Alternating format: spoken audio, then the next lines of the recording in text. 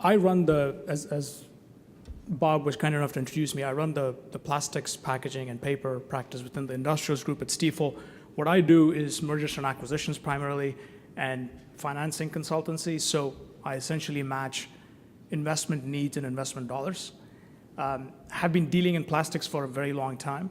It is only recently that I saw an uptick in private equity in particular, having an interest in investing in the recycling space.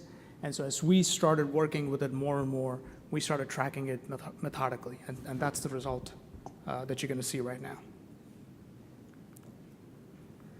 So we're going to talk about market trends, themes in recycling, a few case studies which demonstrate that the big money is now following recycling in a big way. And so not only does it appeal to the constituents that believe in a cleaner environment, but it also appeals to the economics of it. And we'll talk about some valuations in the space. So the most interesting part of this particular slide is the fact that recycled plastics is growing at 13.5%, and regular plastics or virgin plastics is growing at about 5%. So therein lies your high-level macro opportunity. If you are an investor, you want to position yourself in the recycled plastic space. I challenge you to find growth rates north of 6% in a mature industry like the plastic space. So 13.5% to me sounds pretty attractive. Plastics, or recycled plastics, or plastics that we throw away is so abundant that it is, to me, staggering that we still haven't figured out how to make money out of it. If you look at the top right, about $80 billion worth of plastic is thrown away or burnt. 80 to 100 billion, that's your opportunity set. There is 80 to 100 billion dollars of revenue to be had on a global basis in the recycled plastic space. If you look at the recovery rates, it's abysmal. If you look at metals, they've done a fantastic job of coming up the recovery rates, but plastics is still languishing, 10, 20, pick a number in the low end of that spectrum. So again, there's a tremendous opportunity set. This to me is proof positive that if you're private equity, you're venture capital, you're an investor, you want to go after recycled plastics based on the opportunity size and based on the growth rates we talked about in the previous page. And Doug is going to make this available on the website, so I just wanted to touch on the highlights, and you can download this once he's put it up on the website. It is really interesting to look at the steel industry.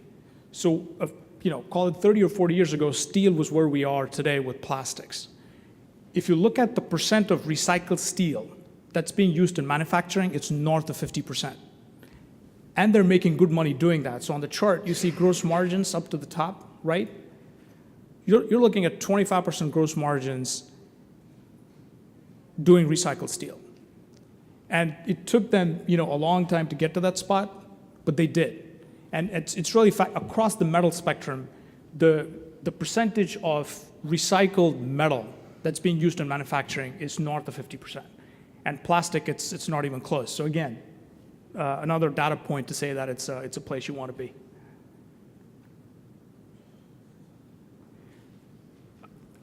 The biggest source of recycled plastics is going to be cars, automobiles, down the road. There is an increasing percentage of cars that is now plastic.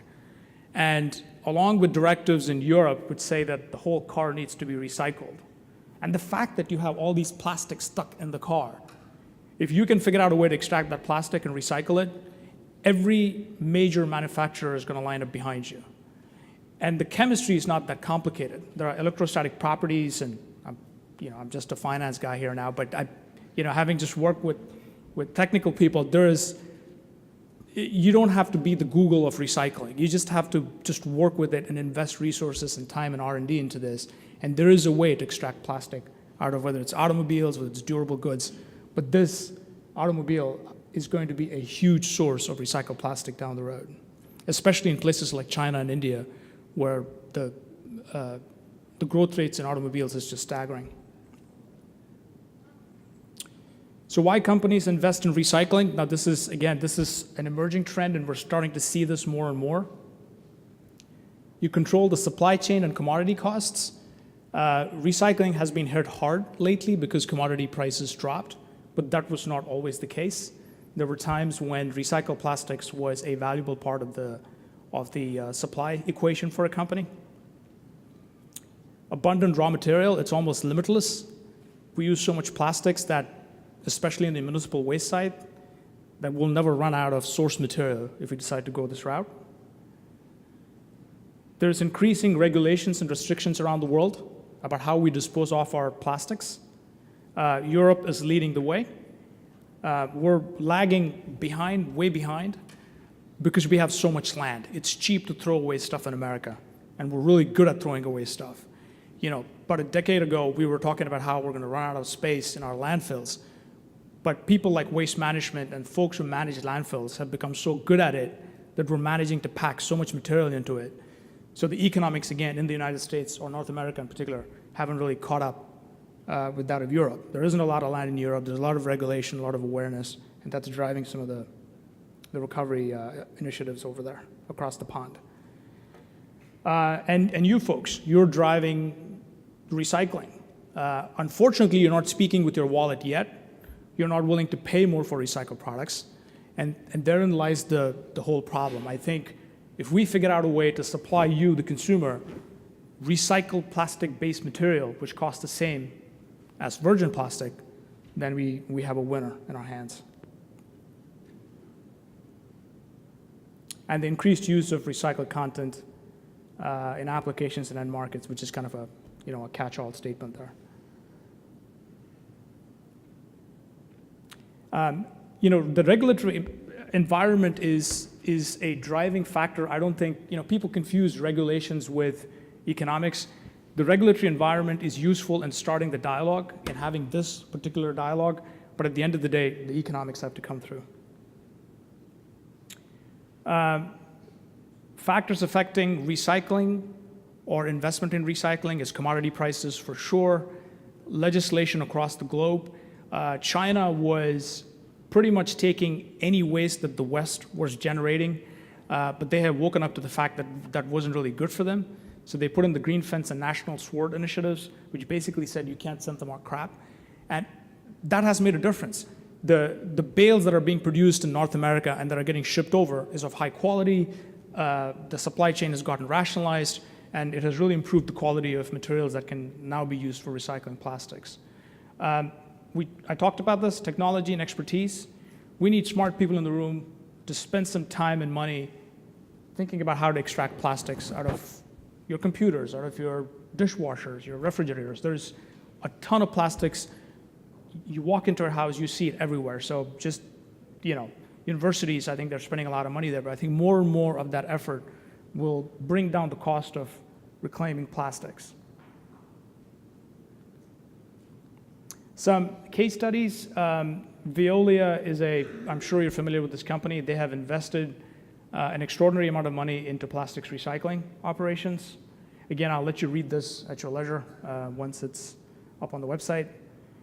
Ravago is a compounder that's based in Europe, and they have done an extraordinary job of working with recycled plastics. Again, a large public company in the business of making money, if you will. They're there for their shareholders' benefit, and they're making money using recycled plastics. So a good success story there. In the US, you have examples of companies that are getting into recycling. Consolidated Container bought a recycling asset. Consolidated Container Company is actually a converter. So they take resin and they make stuff out of it. But they thought it was important enough to vertically integrate into recycled resin products. Playgon is a mid-sized company, and the reason I highlight that is it's not one of the big major plastics companies, but they decided that it was economically viable to have a recycle operation within their company. Some examples in Asia. Kingfa is a big Chinese company, has really focused its efforts in recycled plastics, as has Wistron. This is going to be an increasing trend where you have Western companies and Chinese companies working together because they manufacture over there and there's a lot of resin being produced over here, so it is an inevitable trend. I have some statistics out here, but essentially, if you look back over time, recycled companies were trading at lower multiples. I don't know if that, for some of you, that may not mean much, but essentially companies are valued based on several methodologies.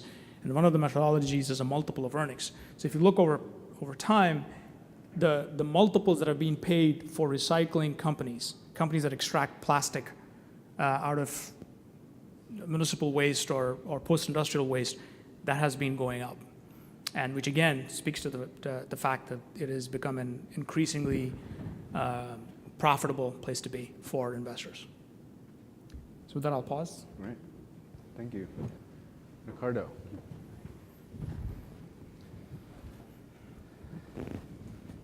Thanks, Doug.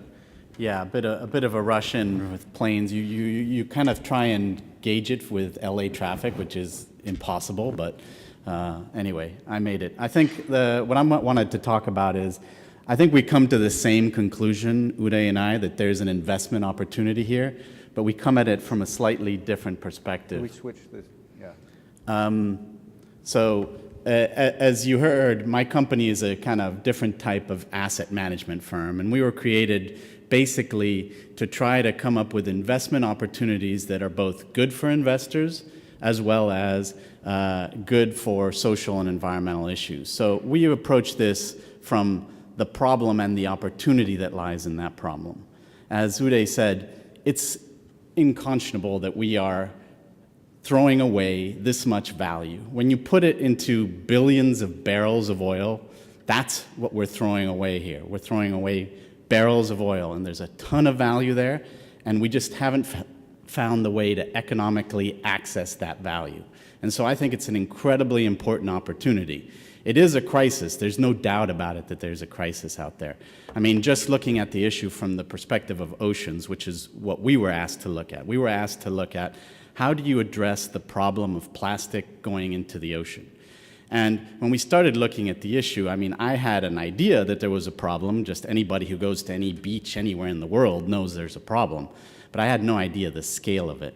To get you a sense of what we're talking about here, we're talking about 8 million tons of plastic going into the ocean every year, estimated. It could be more, it could be less, but it's probably more.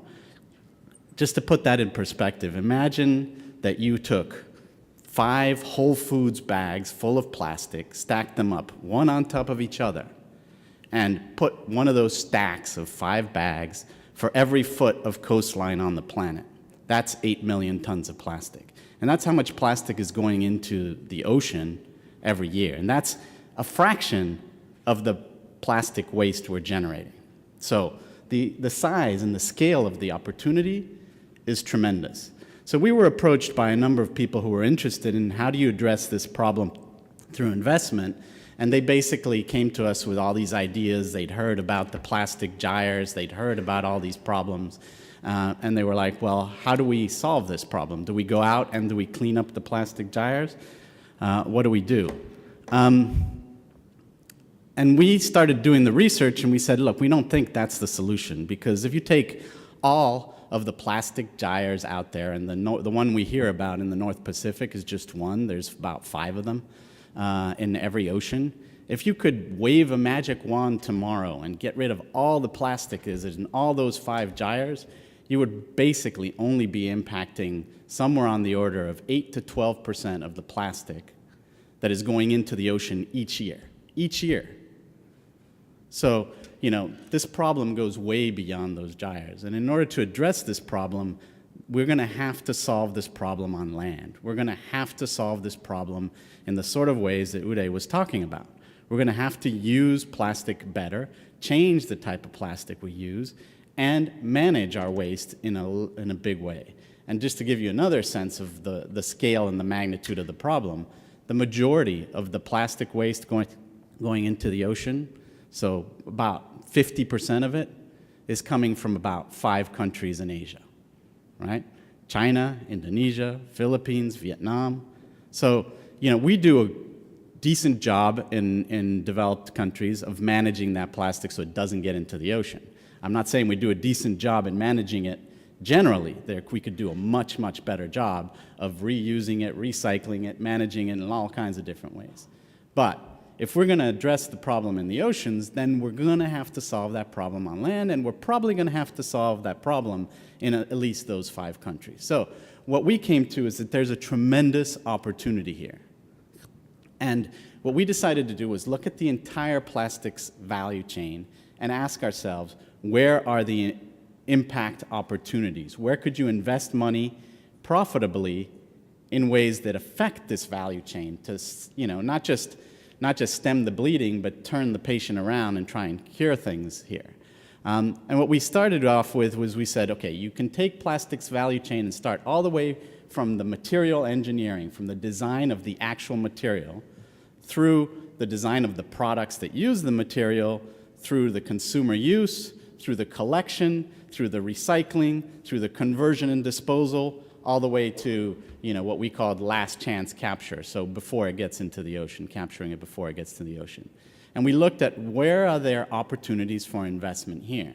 And just to cut to the chase, in our report called Sea of Opportunity is public and is out there, and you can read it and you can download it from our website. And we go into all of this in much more detail. But just to skip to the punchline is that if we're going to address this problem, there are probably 2 places that we need to focus our efforts where there are potential investment opportunities. And we only began looking at what those opportunities might be. The first place, if you care about plastic pollution and plastic waste, is in changing the material engineering and coming up with new alternatives to plastic that are more benign. And this involves not just the plastic itself, it involves additives, right? And many people don't focus on many of the additives that are put into plastic to make it clear, to make it colored, to make it all these different things. Those not only mess up recycling and lower the value that you can extract in recycling, but some of them are toxic and harmful in lots of different ways. So we need to come up with better ways of doing that.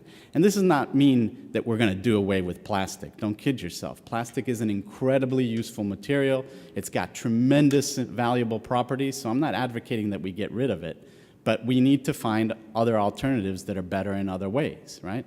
And so I think there's an investment opportunity there, and it's a venture capital investment opportunity, high risk, potentially high return. But this isn't going to change the problem in the oceans for a while. It's going to take a while for that to filter through into the issue in the ocean. So you need another strategy, and that strategy has to do with waste management, largely in those 5 countries that I talked about initially, but probably everywhere. And that is a much more difficult, also risky investment opportunity that looks like private equity investments in emerging markets. It looks like investments in the technologies that make recycling, depolymerization, waste to energy, all kinds of ways to extract the value out of that plastic, make them more technically feasible and economically feasible and able to be used in those countries. Because the truth is that when you look at the problem in Indonesia, in the Philippines, the issue is that waste collection and waste management costs a lot of money. And it's heavily subsidized by government, because if you ask people to basically pay what it's worth to collect waste, in most parts of the world, they would avoid the collection. They would essentially dump illegally. So we need to figure out a way to not let that happen. So we've identified basically investment opportunities, companies, other investment vehicles in each of these steps in the value chain. We've analyzed them to some degree, not to the degree we would like to, and looked at, what are the risk-return profiles of those investment opportunities? Can you make money? How much? For a certain level of risk. And that's even beyond the sort of stuff you were talking about, Uday, which I think is also a tremendous investment opportunity in how you deal with recycling. Because if you can make it work here, then you can transfer that technology in ways. If you can lower the cost curve of that technology and other technologies to get value out of plastic has to come down. And we have to figure out ways to make use of that value. Because again, we're just throwing away billions and billions of dollars and billions of barrels of oil just like that. And not only are we losing this potential value for us as a society, we're creating serious problems. Anybody who's gone, to any beach anywhere in the world, and it's not just, beaches around places that you would consider polluting. Now plastic is everywhere. I don't know if you guys saw that article that came out a couple of months back where they were analyzing, some of the microorganisms and the plankton at the bottom of the Marianas Trench, and guess what? They found plastic. At the bottom of the Marianas Trench, about as far away from humans as you can imagine, there's plastic there, because guess what? Of that 8 million tons, only a tiny fraction of it ends up in those gyres in the Pacific. Vast majority of it sinks, decomposes, ends up in the organisms, and guess where it ends up? It ends up in fish and in seafood, and we eat it. So we're eating our trash. So the choice basically is, do we want to continue to eat plastic in that way, or do we want to find a way to capture and make value and invest in different ways that will, I think, change this trajectory and make money for people who are involved in changing this trajectory? I think there's a possibility here, and once we start making money, others will follow, and I think we're going to get into a virtuous cycle. And this is a problem that, may not be in the minds of many people as big as, call it, climate change or other things, but it is a problem that is actually in many ways more tangible to a lot of people, and one that you can see, and one that I think we can actually solve in our lifetime, or at least go a very long way towards solving in our lifetime. But it's going to take a concerted effort, and it's not just about investment, it's about policies, it's about changes in consumer behavior, but there is an investment opportunity here. So after doing this analysis, we realized that there is a way, we think, to make money for our investors and address this problem. So we're continuing to explore this, and looking and talking with potential investors and impact investors, because that's the other trend that's out there. There's been a huge growth in impact investment worldwide. And this is because there's a lot of you take the 400 some odd trillion dollars of financial assets that are spread around the world, there's a portion of that is interested in not just making a return, but also having an impact. And if they can do both, then it's great. And even if it's a tiny percentage of that 400 trillion, it's still a lot of money. So we believe that there's investors, and you wouldn't believe the interest we've gotten from potential investors. Say, if you come up with these strategies, if you create vehicles around these strategies, we will be interested in investing. So that challenge, the gauntlet has been thrown. We're trying to come up with these investments. We're doing deeper due diligence on what are the companies, what do they look like, how can you invest in them, what are the risk-return profiles of all of these companies, and hopefully at some point in the next couple of years we'll have a vehicle that is investing somewhere on this plastic supply chain. But I think, just to tell you, this is a tremendous opportunity. No matter where you engage in this plastic supply chain, huge opportunities there for investment and for changing, frankly, some of the biggest problems we face in our planet. So I'll leave it at that, Doug. Thank you, Ricardo. Another challenge to the brand owners is making that product sexy and not just using a cheap material. So my suit, for example, is made out of plastic bottles, the whole suit. So I would argue that the value of this suit made from 70 bottles, or whatever the number is more than the value of those 70 bottles was when it was a bottle. And so the challenge is how to get the brand managers in to be selling these products in a great way to get people interested. So is this something that both of you, in your strategies for plastic investing, would you be looking at those type of products and companies as well to be creating the pull from the recycled content? Yeah, I mean, we had an entire section of the report dedicated to design and products, and how you actually design to make recycling easier, because part of the problem is when we design our products, we're not thinking about what happens to them at end of life. I think we need more feedback loops to think that. And what you're talking about, upcycling, is a very important part of what needs to happen to give value to that recycled plastics. But it goes further than that, I think. I think we need to find different business models to use plastic, because a huge part of the problem, at least if you look at it from an ocean perspective, is low value plastic. The bottles, those tend to get collected in those 5 countries I talked about. Not in the way we collect them, but through waste pickers, which are an important part of the economy in many of those countries. And they collect them, a large portion of them, because they're worth something. You can actually sell those and recycle them. The thin films don't have that value to weight to bulk ratio that make it so that they're collected. So those are the things that tend to get thrown away. But most of those now are being used in shipping and packaging. Instead of thinking, okay, I'm delivering a product to you and I'm UPS or whoever I am, and I'm going to pack it with whatever plastic I need to protect what I'm delivering to you, and then it's your problem, can we think of business models that are more plastic as a service, right? What the service we want is protection of those things that I'm delivering to you. So I'll sell you the service of delivering that. The plastic is then mine.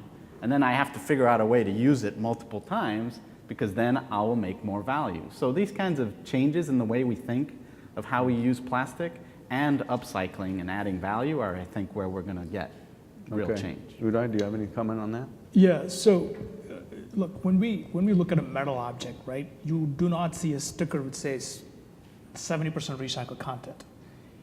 It is an accepted fact that there is a significant portion of recycled content in a metal object. You know, look around at your chairs, what have you. I think plastics or recycled plastics is going to get there. My hope is in the next 5 years, through the investment cycle and through the attention that private equity and other investors are placing on recycled plastics, that $80 or $100 billion that we're throwing away starts getting into plastics manufacturing. And my hope and my view and my bet, and the reason I'm spending a lot of time in this space, is that we're going to get to a point where your laptops, your cars, they're just going to have recycled resin in them. PCABS, ABS, polyethylene, polypro. And if you get to that point, then the upcycle becomes easy. Then you can make, you know, jackets, swimming gear, what have you, from recycled plastics content. And you don't have to think about whether it was virgin plastics or recycled plastics. And I think therein lies the challenge for this room. The technology exists, whether it's extraction technology, whether it's collection technology, whether it's compounding technology, it exists today. It just doesn't exist in the scale that we need for it to be economical. And I think as we start using more and more of it, we'll get to a point where it becomes second nature. Great. So I'm going to ask 2 more questions, and then if anyone in the room has something. Ricardo or Jessica, if one of you can grab the microphone, or Bob, and just, yeah.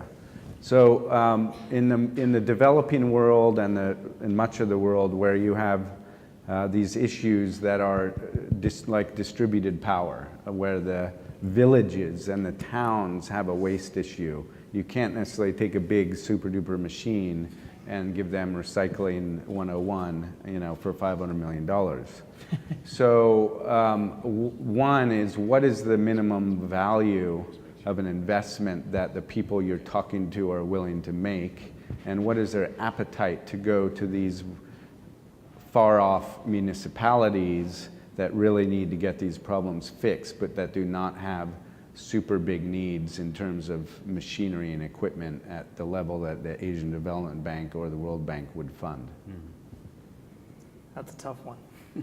So where we stand right now, so we're representing a company for sale that extracts plastics out of municipal waste, out of what we call waste electronics and electrical equipment. I think that's what it stands for.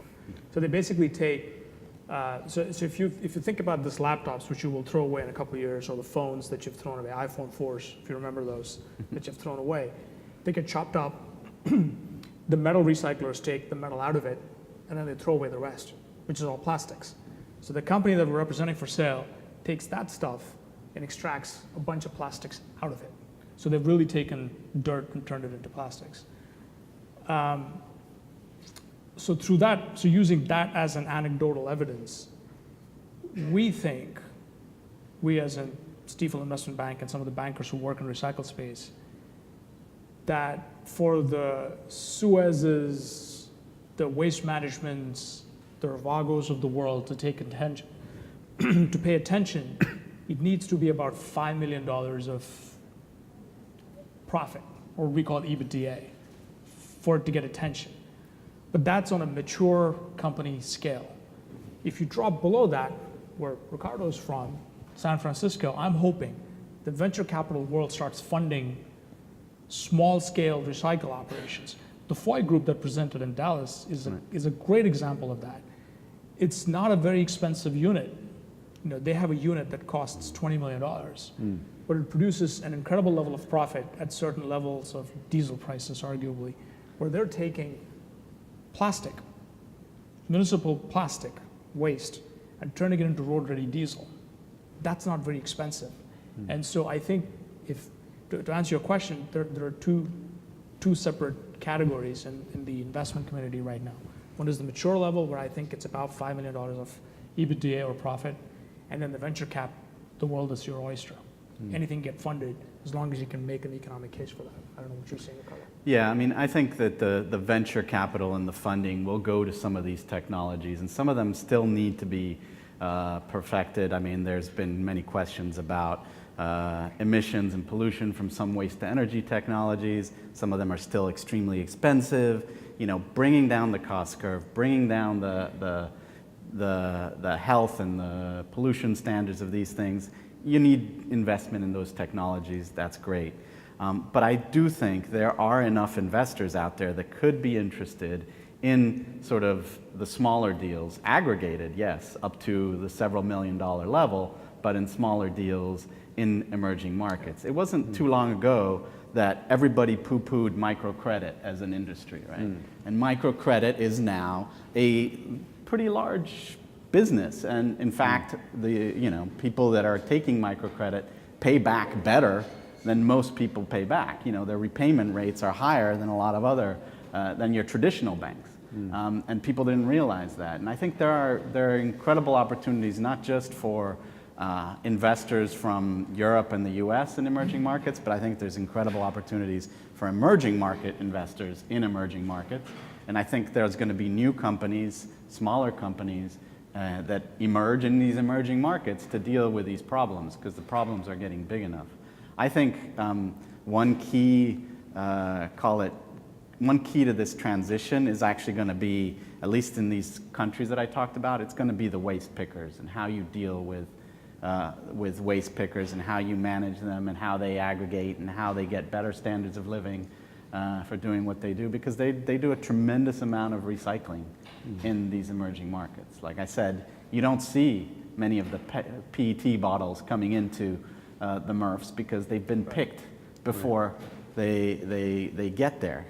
So I think there's a lot of opportunity here, but some of it will take people that are willing to take risks, because many of these things have never been done. Right. Somebody had to take a risk in the first microcredit. I think somebody's going to have to take a risk in the first sort of waste picker collaborative company that emerges in these places. Right. So I think that's a bit of a challenge for all of us. One of the things in this space we all need is good case studies, and that doesn't matter if it's in a developing country or developed in a big company or small company. But the more that we can show that these things work in whatever the solutions we're providing and at scale, and the prices come down, it will come down more, then that's when you're going to get the chance to aggregate these solutions and replicate them and take them to a new place. So one of the things we talked about on Earth Day Texas with a different group than plasticity, but I want to bring this up because it's something that maybe I can talk to some of you about later. There's a group out there that's really working on clean tax cuts, and that is for U.S. federal tax cut idea that would give incentive for anything green to be invested in. That includes air, water, soil, agriculture, and they wanted to talk about plastic. So if you put that in the plastic space, and there are clean tax cuts that would be associated with your investment in new recycling technology, in investment in recycled content or new design, anything that sort of fits in that zone of being environmentally improving, that can drive in new investment. Investors would also get benefits from this. And it's something that if this plan were adopted, it could actually be replicated in other countries. And so we may be doing a small workshop about this topic in New York for Ocean Week in the first week of June. So I'm throwing that out as a sort of a bit of an invite. But I'm wondering from both of you, with the green bond market that is increasing so much in Europe and now in Asia, do you see this and maybe the chance of some kind of green tax credit, would that really build the momentum on the investment cases that you're working on now? Do you see that as being beneficial in your space? Look, I think anything we can do like that is great and will help. But quite frankly, the issue we've seen out there is that the problem's not the money. The money's out there. The problem is we haven't found the deals that make sense from an investment perspective. So I think what we really need is people out there finding investable deals and making investable deals and making deals investable, because I think they're out there. We just haven't found them. I think the green bond market is a signal that, as I said, this growth and impact investment, the change in the way we manage our money is huge, and it started with SRI, and I see Conrad in the audience. There's people here who have been involved in this for many, many years, decades even. And it's growing, and we're heading into the biggest transfer of wealth in the history of humanity, right? When basically baby boomers transfer the management of wealth to their children. And every data point we have is that when wealth management changes hands, the way that wealth is managed changes. And one of the ways that wealth is being managed that's changing is this interest in this type of impact investing. And you're seeing it in the green bond markets. What to me the green bond market is a signal that there is demand for something that is labeled green. Never mind that half of those green bonds are probably going to things that would have gotten regular bonds in the past, right? A Prius plant for Toyota would have gotten a standard old bond. They just put a label on it that's green, and people like it, right? And people buy it. And what we're finding is people aren't paying a premium for the green bonds. They just sell quicker, which is important if you're a banker, right? And so people are interested in putting out these green bonds. And some of them are even going to, coal trains in China. So we can argue about whether that's green or not, but I think what you really need to do is take that demand for green investment products, which I think will only grow, and channel it into the types of deals that will make a difference in the things we care about. Whether it's recycling, whether it's getting plastics out of the ocean, whether it's stopping it from getting into the ocean, whether it's venture capital in the technologies that will allow us to extract value from that waste, or the recycling, or, there's a lot of places on this value chain that you can invest in, and you got to pick one, or a few, but I think the money isn't really the problem. Great. Uday, do you have anything? Yeah, the raging capitalist in me says that it's tough to make an investment case based on regulation, right? But having said that, at the margin, it makes a huge difference.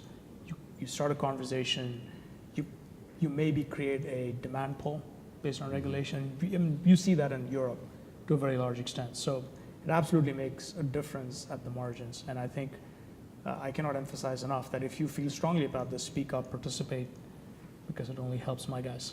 Great. Make money. Well, I hope you can be there. Questions from the floor? Anyone? Anyone's got a burning investment in the back here? That's right. Wait, the mic's coming back. Yeah, hi, I'm John Gogol. I started a company back in 2001 called PC Plastics, post-consumer plastics, and I made my resin out of styrofoam. One of my first customer was Panasonic and HP. I developed it at Epson. So I went around myself and looked for venture capital, and I had a really difficult time.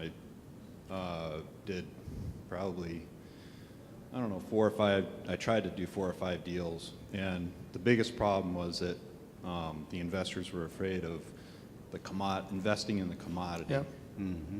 I heard that over and over and over again. So do you have an answer for that?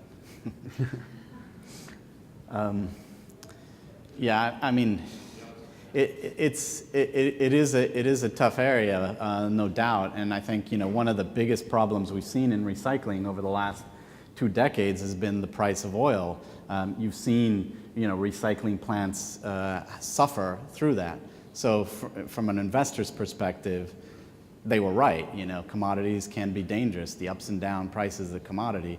And here you're dealing with the impacts of, you know, the price of oil on the price of recycled plastics, which are two-edged, right? Not just in the demand for your product, but also in the competition from virgin plastics and the price of virgin plastics, and the need of places like Saudi Arabia and other places to actually use oil in different ways that are higher value. And all anecdotal evidence is that they're building huge plastic plants.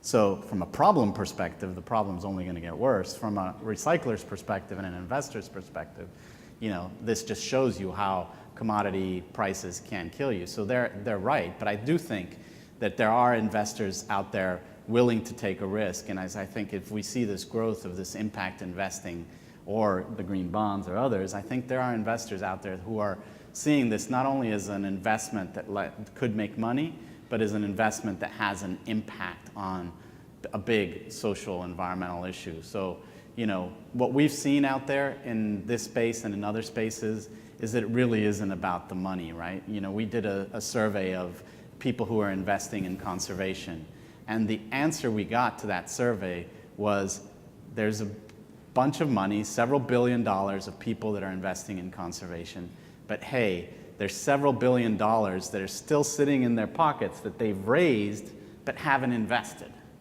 Now, if you know anything about the asset management business, having money in your pocket is a big problem. It hits your IRRs, it hits your returns, it's a problem. So for them not to invest that money means they're not finding the deals they like. And we asked them and they're like, most of the deals we're seeing aren't really investable. They don't have a return. They come, you know, environmentalists or others come to us and they say, hey, look at this great deal, but it doesn't have a return. So how are we going to invest in that, right? And so they said, our problem is deals, is track record of the management that's putting that money to work, and it's the risk return profile of those deals. So, I mean, I think where you might be able to use some of the tax money that you can come up with is in changing that dial of the risk return profile to get people more comfortable with investing in these types of solutions. Maybe helping out with the risk, guarantees, that sort of thing could be a really interesting use of that. Great. Capital. So, you know, if I can just add to that, John, I think you were 10 years too early. It's my sense. Today, it's a different discussion with investors. The company that we're in the market with for now, for example, you know, we're talking about how they've performed with the resin curve, and we have showed that it's not divorced from that, and yes, they're susceptible to the risks of commodity prices, but it's not that they're completely out of whack. So there are investors who are comfortable with taking commodity risk. And so once you have checked that box, then it becomes easy to speak to them about the recycling operation, if that makes sense. Cost of recovery to extract that material, if you do it in an efficient way and you capture it at the beginning in a better way, it should be price competitive. And that is an area that we should be investing in. Absolutely. Is that chain of command where you don't have to go through all the sorting and cleaning and stuff that most of the world does today, which is what makes it more expensive than the oil. Yeah. So that's maybe an area. Ed, you had a question? Yes, Edward Coase from Nextech. First of all, thank you for the very refreshing views from people from the finance and banking sectors. It's really, you've picked all the key points that are impinging on our lack of success in recycling. Just following on from John's comment, we have this problem with the price of oil and the price of recycled plastics. It seems to suggest there's a market failure here because the price of recycled plastics doesn't depend on oil. Correct. Precisely. It depends on collection systems, the efficiency of the reprocessing and so on. So we know what those factors are. So should we be looking for mechanisms where we can separate the price that people expect to pay for recycled plastics from the price of virgin plastics. Because at the moment, we've got competition between those two. And this is really what's killing the recycling operations. In United Kingdom, I think I can count 6 recycling companies that went under in the last 18 months. And these were all big, novel, entrepreneurial, efficient recycling technologies. But they just couldn't take the pace with the low price of oil. And oil is low. It's extraordinarily low right now. Here we have a scarce commodity that we know is finite. You know, we should be using it for plastics, not for cars. You know, but we've got this unusual system right now, the way we consider the price of virgin and recycled. So can we dissociate the two costs and consider recycled material in some way different? And it probably means some sort of a new market system. So I'm interested to hear your comments on that. Yeah, so again, I keep going back to this company that you're working with. Look, fundamentally, recycled resin, right? Let's just pick ABS or polypro. You can't help but compete with virgin, right? So if you are HP and you're putting your laptop casing together, HP is going to say, which resin gives me the impact characteristics that I need when I drop the laptop on the ground, right? And so if you go to HP and say, I can sell you recycled plastics at 80% of virgin, and oh, by the way, you get the same properties, done, right? You're sold and you're making money. But that's when it falls apart, because your cost structure, if it doesn't support that, you're screwed. So, and that is the tension. So I think what needs to happen and what people are focused on is figuring out how to make that end product that you're selling, Hewlett-Packard or Dell or whoever it is, indistinguishable from virgin plastics. The chemistry of it, the technology behind it. I think if that happens, and if you have a handle on the cost structure, because the cost structure can be really attractive. If you're taking municipal waste, if you're taking shredded electronic residue, for example, and you're buying it from the metal recyclers, you're basically getting it for free. So if you can figure out your cost structure and you can figure out the technology, you know, I'm giving you BS MBA 101 answers, right? But unfortunately, I don't control the technology. You know, I wish that the smart people in this room came up with the technology. But that's where the companies need to get to, that you compete with virgin resin, indistinguishable from the virgin resin, and you have a cost advantage. That's what makes you the winner. In terms of answering your question about creating a separate market, there have been attempts to do that. There has been a recycling resin index that some people have attempted. Unfortunately, it again breaks when the customer says, oh, I'm not going to pay you for that. You know, I'm not going to pay you 10% extra because your costs are 10% higher. So you have to figure out both the cost side and the end product side, unfortunately. There's no way of divorcing it from the virgin pricing. It's just not going to happen. I mean, I do think that there is the issue of demand, right? And in the sense that if we can create a premium like we've created for organics, for recycled in some way, then you might be able to change that gap slightly. We haven't seen a huge amount of that yet, but it could come as the plastic problem globally becomes even bigger and bigger.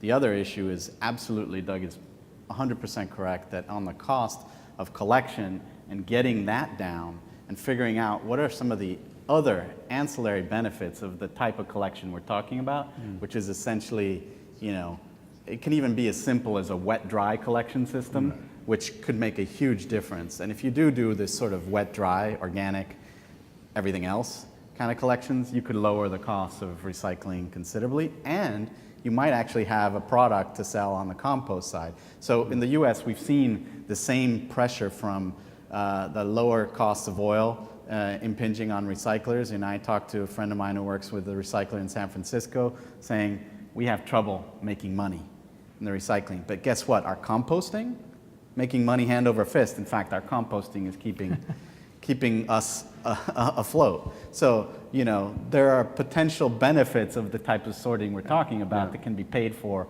through other revenue streams. So I think when you look at things holistically, there may be a solution to this problem. We're running a bit late. Two quick ones. We've got several people who want questions, so if we can be real sort of brief questions, brief answers, we'll get as many voices in as we can. Speak less. Hi, Conrad McCarran with As You Sow. I wonder if you apply the concept of highest and best use when you're doing the investment analysis, I think what comes to mind now is we're all aware of the new lexicon of the circular economy, and you want to use the plastic, it seems to me, many, many times. And obvious example is trying to put bottles back into bottles versus other kinds of materials where they might only have 1 or 2 more lives. We have a whole section in the report on the circular economy. We think that is going to be a very interesting area for investment opportunities. I think there's a technological component and there's a societal component about how consumers use and manage things. I think if we change to plastic as a service rather than selling the plastic as such, I think we're going to get some more of those circular economy type business models. There's a few of them out there, not nearly enough. We need entrepreneurs coming up with more of these circular economy business models, and that applies not just to plastics, it applies to everything, right? Take food waste, no matter what you talk about in waste, there's a potential circular economy output, and I think we're going to start seeing more of that. And with the power of technology that we have now, with the Ubers and Lyfts and the sharing economy that hasn't yet emerged that everybody talks about, there are some technological solutions that may facilitate the circular economy and make it possible like it wasn't possible 5 years ago. So I'm very bullish on that too. Okay, hi, my name's Miranda. I guess I wanted to bring up what my company is doing because it seems like the solution that everyone here is asking about. So recycling cannot be the only way to deal with plastic waste. There has to be new conversion technology because you will always have low-value residue and low-value plastics. MRFs are struggling in America right now because the number 3 through 7 mix fails. 1 and 2 plastics are very valuable, and that is going to be the case no matter what your oil prices are. So my company is developing a chemical process where we just recently invented this. We've shown early success in the laboratory at a small scale below 1 liter. It's a chemical process that can take mixed plastics. We shred plastics that are from waste post-consumer sources. So this is numbers 4 through 7 plastics. So we can actually do everything except for PVC right now. So that's PET, LDP, HDP, PS, Fantastic. and also polypropylene. And we can also take that with paper contamination and food contamination. And we've developed a multi-stage chemical process in what's called a PAR reactor, a pressure reactor, that has multiple stages and goes through a raise in temperature process and can take the amount of plastics we have right now within 3 hours. We've reduced that amount from a previously 20 years ago reported 16 hours down to 3-hour cycle, and we can now turn into 3 major things. First thing is biochar, which can be used fertilizer. That's what the food and the paper is converted into. The second is a liquid alcohol and sugar solution that can be used for other things like biofuels, and we are also exploring other applications. But the major valuable products that we're making, which differentiates us from a more high temperature and energy intensive process like pyrolysis, which turns plastics to oil, the major product we produce are as a mixture of 4 different target acids or dibasic organic acids. And they can be used to make virgin plastic polymers, including polyurethanes and nylons, just to begin with. They can also be used to replace virgin petrochemical, in things like paints, in actual plasticizers, as well as in pH modifiers to adjust temperature and pH in sewage and also textile treatment. So there's a variety of industrial applications what we're bringing the plastics down into. The issue with recycling is that we take the plastics and we just physically kind of, we mix them and then we kind of melt them and string them out into this resin product. That is not a good enough way if you want to maintain your structural integrity. And you're always going to have darker and darker coloration with every recycling generation. And in the end, when your plastic is black, MRF optical density sensors can no longer detect them. So your plastic recycling process is always a downward cascade until it gets to a landfill or some sort of natural habitat leakage. So there has to be real upcycling technologies. And when you're talking about turning something into, what we have right now since World War II is pyrolysis, and that's directly competing with fuel. That's not good enough. So I wanted to share our technology here with you because it is something that we believe has a tremendous amount of potential, and we're actually working with various universities, also Dow Chemical. We're starting discussions, and we recently entered into a 15-month trial to do R&D with real MRF material from green waste recovery in San Jose with the San Jose City as well. And on another note, when you were talking about Indonesia's waste problem, I was actually just in Indonesia for 3 weeks, and I spent a lot of time in the Serangan landfill, which is located right beside the airport there. And we flew a drone 120 meters above the ground, and we couldn't even see more than one boundary at a time. That was how large. And the local villagers had cows grazing on the plastics. So the problem how it looks in those 5 countries is very different from what it looks like in our world here. And a technology like ours would need a lot of new technologies around the collection, the other further upstream things for us to be able to operate on that material. My company's name is called BioSelection. We're based in San Jose, California. Thank you. So this is, Miranda, this is great, right? This is music to my investors, yes, and I'm sure to you as well, Ricardo. We should talk. I think as you get bigger, as your financing needs get bigger and you're looking for investors, you should reach out to folks like me. And Okay, it's great. we have one more over here. Yeah. We've got to keep running. I just wanted to say real quick, I've been to several of these conferences now talking about recycling, and I think one of the things that we can kind of do to turn around the way that people are looking at this problem is to kind of change the way that we look at these types of value chains. I mean, right now, recycling is always at the very end of the value chain. It's what gets collected with trash and cardboard. And in a lot of cases, we take these materials, we push them to the end, and then they become the problem as the last thing that we're trying to figure out what to do with. Instead of looking at them at the beginning and saying, how can we actually design products to use recycled materials to increase the value of these recycled materials, we end up with them at the end of the value chain, and we're always looking at how to take cost out. We have to take cost out, have to take cost out. And maybe looking at a way to try and drive value into the material in the first place and design products. We talk about design for recycling, but it's always how do we design to make it easier to recycle as opposed to how do we design to actually utilize recycling more effectively. And I think that would be an interesting and different way to look at it. Yeah, I mean, Thank you. I absolutely agree. We did talk a little bit about this, this is this way for a PowerPoint presentation, but in our report we talk about the need for the circular thinking here and designing better. I do think one of the areas that we had the least visibility into was in the product design as part of this value chain, which I think is a tremendous opportunity as well in making better use of plastic. Great. Well, with that, I think we'll be around at the break.